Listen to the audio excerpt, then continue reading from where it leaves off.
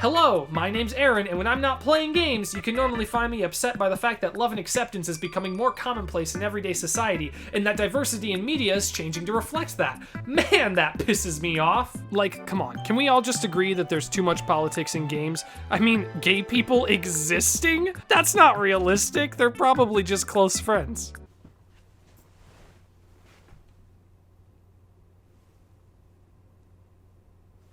Well, fuck. Well, I guess if I'm ever going to come to terms with my own attraction to men, I could start with appreciating all of the great LGBT characters that exist in video games. Also, yeah, I know it's July. Life kinda got in the way of this video, but don't worry, I'm officially using my powers to make July Pride Month too. Electric Pride-a-loo. So let's start with a PSA.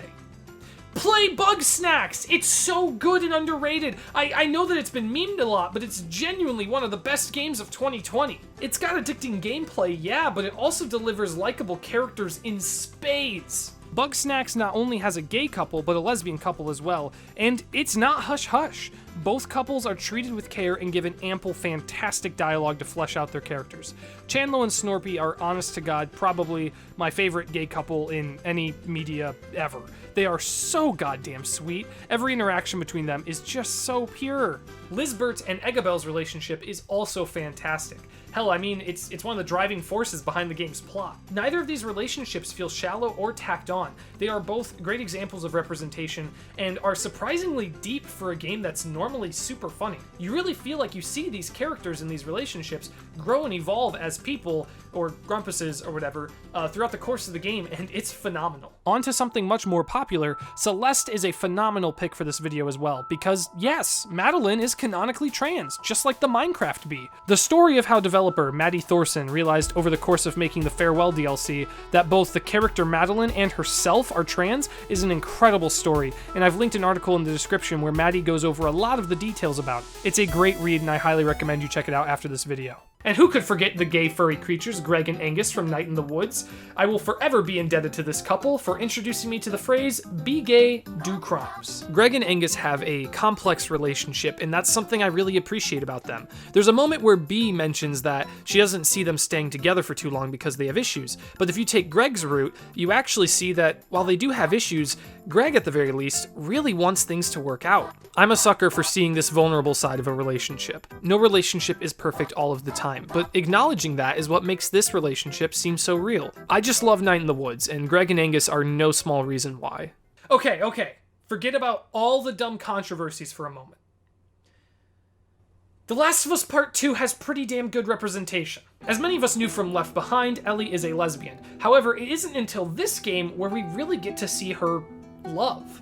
While many aren't fond of Dina, I really enjoyed seeing their relationship and dynamic change throughout the course of the game. This character means a lot to Ellie, and because of that, it was important to me as a player to keep her safe. At the same time, the events of the game really illustrate how difficult it can be to maintain a relationship through extreme emotional hardship, not shying away from the difficult moments. However, they still made sure to put in those sweet moments that were a nice reprieve from the rest of the game. On top of that, Lev is a fantastic trans character, and it was very interesting to see that topic unraveled in a post-apocalyptic setting. While the game overall definitely is not perfect, I found all these characters convincingly real, and I stand by them being very solid representation.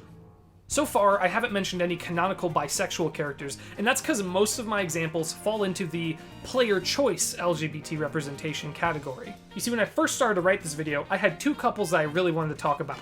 Chloe Price and Max Caulfield from Life is Strange, and Chloe Price and Rachel Lambert from Before the Storm. Forgot the name for a moment. However, neither Max nor Chloe are necessarily bisexual characters. It's up to the player's choice. But if you don't make them gay, you're wrong. I mean, Pricefield, okay, whatever. I guess I can see them just being friends. Max and Chloe work well as best friends, even if I personally think they work better as a couple. But if you don't see Amber Price, like, you have the worst gaydar in the history of the world, and you're probably cut out to be a historian. Regardless, I absolutely love all of those characters, and if you're like me and you're upset that the Bay ending of Life is Strange 1 was complete dog shit, read the comics. They are phenomenal. Seriously, I am so excited for the next one. I'm in love with these Some other popular bi player characters are Byleth from Fire Emblem Three Houses. That's actually why they're called Byleth. And the player characters from Dragon Age, Assassin's Creed Odyssey, and Mass Effect. But I've played literally none of these, so I can't say much. Even still, I'd be remiss to not bring up all of those characters, because it's important that we recognize how cool it is that these games give you the option of choosing who to smooch. Unlike some games. Moving on, Fulbright's games are great examples of representation done right. Can't really say anything about Gone Home though because of spoilers. Tacoma, on the other hand, I can say some stuff. Nat and Bert are two of the crew members on the titular ship that you view AR recordings of, and they are great examples of an LGBT couple whose personalities are not defined by them being LGBT. That's kind of the case with all of the characters in this video, but I feel the need to point out specifically how real Nat and Bert feel. I think it's because you see all of the personal moments in their lives, you know? You see them struggle as humans as the events of the game take place, and the fact that they're LGBT is just there. It's already happened. They're already in love and have cared about each other for so long. Now you just get to see the results of that as they deal with the crisis. Walking simulators can get a bad rap, but please play Tacoma. It's the best one out there in my opinion.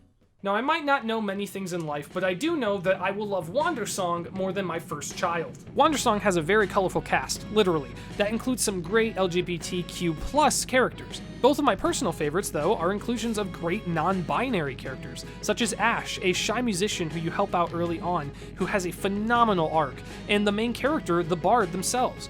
The Bard is without a doubt one of my favorite protagonists in anything ever, and if this game looks like it might be fun, please play it. More than any game in this video, play Wandersong. It is criminally underrated. It's one of my favorite games of all time. I don't even want to talk about that much because I have a whole bunch of thoughts I'm saving for a video. Please play it. While it's an incredibly flawed game, The Missing, J.J. Macfield and the Island of Memories, also has pretty great representation that I can't talk about because of spoilers! I may do a video on this game someday, I don't fucking know. It's a mixed bag, to say the least. But rest assured, the story and characters are the best part about it, and I did think the ending was awesome. Valhalla is a cyberpunk bartending simulator that features a wide cast of very interesting characters, including a robot pop star, a rad Shiba Inu, and Kanji Tatsumi. But don't worry, it's in this video, so it also has a gay biker boy and a lesbian protagonist who's just really crushing on her boss. Mario starts the game trying to act tough, but as you talk with him, he slowly allows himself to act more naturally, and eventually he hits on Gillian, your co-bartender, confirming that he's gay. Or bisexual, that's also possible. I really like Mario. He's a great example of the toxic masculinity that a lot of people feel like they kind of need to fall into. He just wants to be himself, but he doesn't really feel like he can until you talk with him. Also, he's a cutie. As I said, there's also Jill Stingray, the protagonist of Valhalla. Jill could be a lesbian or bisexual, it's not really clear, but the only character we predominantly see her crush on is her boss, Dana. And I think this is a great example of a genuine crush. It's not that often in a video game that you get to see and feel those, warm fuzzies when you talk to someone, even when it might not work out. But I think Valhalla portrays it very well. And while they don't really get together by the end of the game or anything, they do go on a trip in one of the good endings, so who knows what the future holds. I have barely scratched the surface with this video, which genuinely sucks. There are so many characters that I had to leave out just because I wanted to get this video done.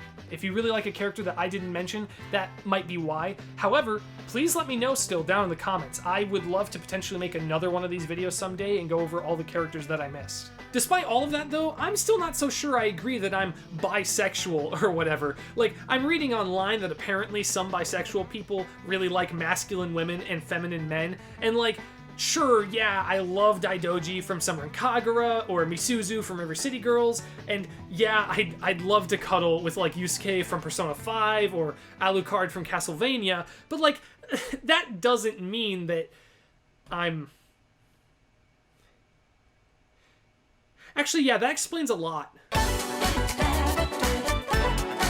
Hey, thank you so much for watching all the way to the end of the video. If you enjoyed it, please like and subscribe to let me know you want to see more. You can also follow me on Twitter at @TheDivisionlo for any updates on future videos. Also, big thank you to @Kilojoules for all of the new channel art. I'm so happy with how it turned out. It looks awesome. He's currently open for commissions, so if you're interested, check him out on TikTok or Twitter. And also thank you to my friend Sarah for giving me the bisexual flag. That's all for now. Happy Pride Month to Electric Pridaloo.